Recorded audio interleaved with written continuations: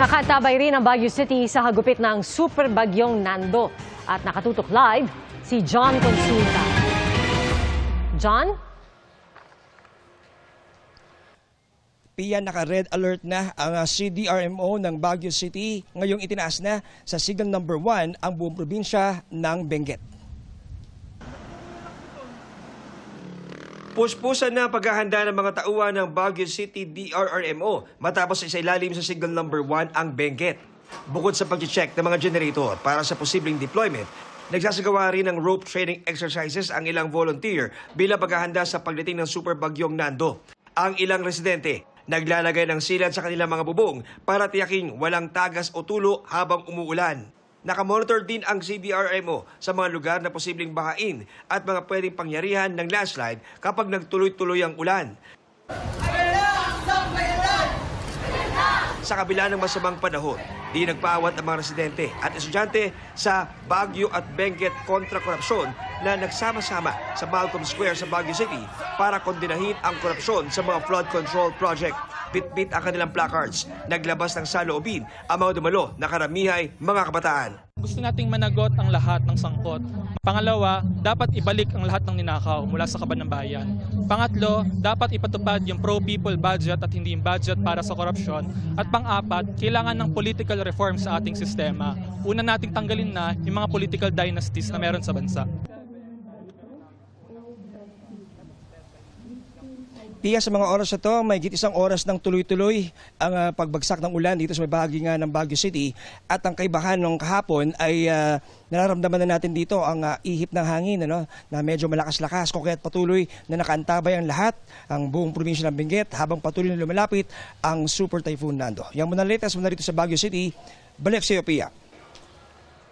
Maraming salamat, John Consulta.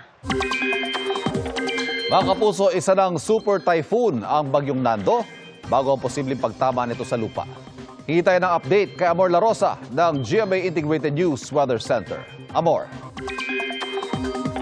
Salamat, Ivan. Mga kapuso, patuloy nga ang paglakas at paglapit ng Super Typhoon Nando. Dahil po dyan, signal number 3 na sa southern portion ng Batanes, Babuyan Islands at ganoon din sa northeastern portion ng mainland Cagayan. Signal number 2 naman sa natitirang bahagi po ng Batanes, natitirang bahagi ng mainland Cagayan, northern and eastern portions ng Isabela, Apayao, Abra, Kalinga, eastern portion ng Mountain Province, Ilocos Norte at ganoon din sa northern portion ng Ilocos Sur.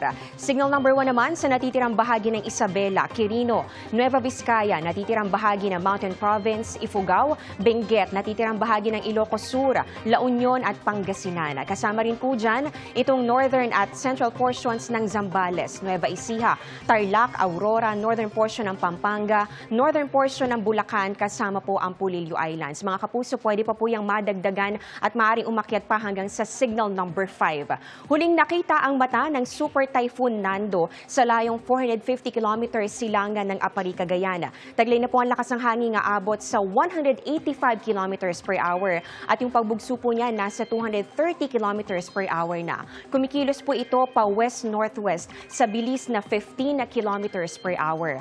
Ayon po sa Pag-asa, bukas ng hapon o gabi pa rin ito posibleng dumikit o di kaya naman maglandfall dyan po sa may Batanes or Babuyan Islands at posible naman na nasa labas na po yan ng Philippine Area of Responsibility Martes ng madaling araw o umaga. At mga kapuso, hinahatak at pinalalakas ng super bagyo itong habagat na magdadala rin ng maulang panahon at may kasamang bugso ng hangin kahit po sa mga lugar na hindi direktang mahahagip ng bagyo. Base sa datos ng Metro Weather, ngayong gabi meron pong mga pag-ulan sa may extreme northern at sa northern Luzon, ganoon din sa ilang bahagi ng Central Luzon. May mga kalat-kalat na ulan din dito sa ilang bahagi po ng Metro Manila, Southern Luzon at pati na rin sa ilang lugar dyan po sa Visayas.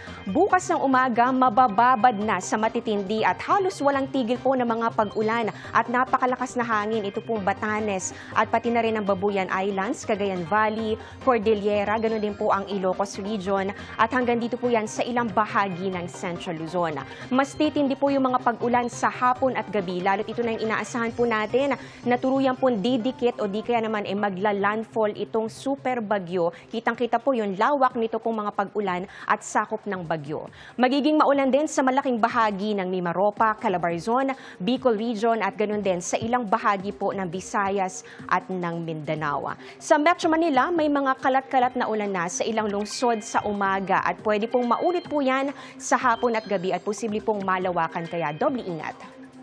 Yan muna ang latest sa ating panahon. Ako po si Amor La Rosa para sa GMA Integrated News Weather Center. Maasahan anuman ang panahon.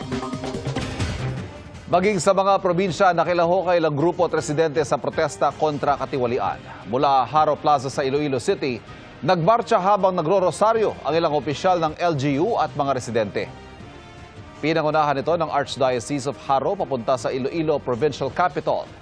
Hawak ang mga placard, nagmarcha rin mula Capitol Lagoon papunta sa Bacolod Public Plaza ang ilang residente sa Bacolod City.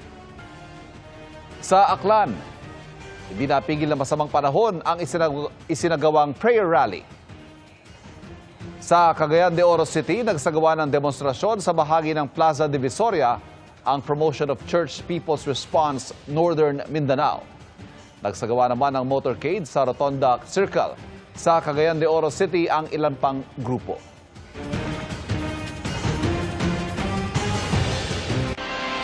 Ilang pulis na nakadeploy sa Mendiola sa Maynila ang nasugatan. At sa mga larawan mula kay Manila City Mayor Isko Moreno, may mga pulis na may mga sugat sa ulo, sa kamay at sa braso. Nanawagan si Moreno na panatilihin ang kaayusan at kapayapaan sa lungsod. Kaugnay naman ng gulo sa Ayala Bridge, nanawagan ng PNP-ACG, Cybercrime Investigation and Coordinating Center at Department of Information and Communications Technology. Nabigyan sila ng raw footage ng gulo para maisailalim sa facial recognition at matukoy ang mga nanggulo. Ayon pa sa mga otoridad, may mga na-hack na website ng gobyerno. Kabilang na ang website ng Department of Budget and Management at ng Department of Public Works and Highways. Patuloy rin ang paghahanda ng LGU at ng mga residente sa Lawag City para sa Super Typhoon Nando. Nakatutok si Sandy Salvacio ng GMA Regional TV. Maaraw hanggang makulimlim sa Lawag City, Ilocos Norte ngayong araw. Ang CDRRMO nag-iikot para sabihan ang mga residente, partikular sa mga nakatira malapit sa ilog at coastal barangays. Napunta kami sa mga barangay, ma'am, sa 80 barangays na sakop ng Lawag City, ma'am. Nakapaghanda na sila, ma'am, in case po tumama yung bagyo. Hopefully, hindi sana po, ma'am. Ang ilang taga-barangay Lapas, kahit sanay na raw sa pagdating ng mga bagyo, patuloy na naghahanda. Nililigpit namin yung mga kailangan na maano ng bagyo. At saka naghanda rin kami ng mga pagkain para may pagkain pag may bagyo, di ba? Habang wala pang ulan, sinasamantala ng ilan na tapusin ang konstruksyon ng kanilang mga bahay. Habang ang iba, nag-aangat ng bangka. Maanod amin nga luglugan may iso nga isagpas may amin nga kita adat ita ipakasimi ta sayang lang no maanod. Kaninang umaga isinailalim sa Tropical Cyclone Wind Signal number 2 ang hilagang bahagi ng Ilocos Norte at Signal number 1 naman sa natitira pang lugar sa probinsya. Sa abiso ng Civil Defense Ilocos Region, may banta ng storm surge sa 8 lugar sa probinsya. Sa abiso ng Civil Defense Ilocos Region, may banta ng storm surge sa 8 lugar sa probinsya. Nagkakagulo po ngayon sa Legada sa Maynila at nakatutok si Rafi Tima. Rafi, kamusta dyan? Pia, medyo humupa na yung kaguluhan dito sa may kanto ng Legarda at sa Figueroa Street. Dahil dito sumakbo yung mga kabataan kanina na may dala-dala mga black na flag at nakipaghabulan dito sa mga pulis. Medyo may taunting din na ginagawa. Itong mga ralista, karamihan dito yung mga kabataan at may mga dalang bato at mga bote at yun yung kanilang itinutupod dun sa hanay ng mga pulis. Kung kahit itong mga pulis naman, ay tinatry silang habulin. Pero mas marami kasi itong mga kabataan ralista kanina, kung kahit hindi rin gano'ng makaporma, itong hanay ng mga pulis na mabibilang lang. Siguro may mga hindi sila hihigit sa 10. At nakikipaghabulan sila para mahuli itong mga kabataan ng babato, ng mga bote. May mga tiles pa silang binabato dito sa mismong gitna ng kalye. Pero ngayon ay humupa na at umatras na itong mga pulis at pagdating sa may direksyon ng Miguel. Ano itong ibang mga kabataan naman ay hindi nagbanto ng konti at lumapit ulit dito sa may Miguel. Pero ngayon sa mga taga-barangay na nakausap ay mga taga rito lang dito. So, posible ng gugulo niya. Ay, hindi sa mga barangay natin nakita. Pero may talaga ginagawa dahil posible madama itong mga establishmento na malapit dito.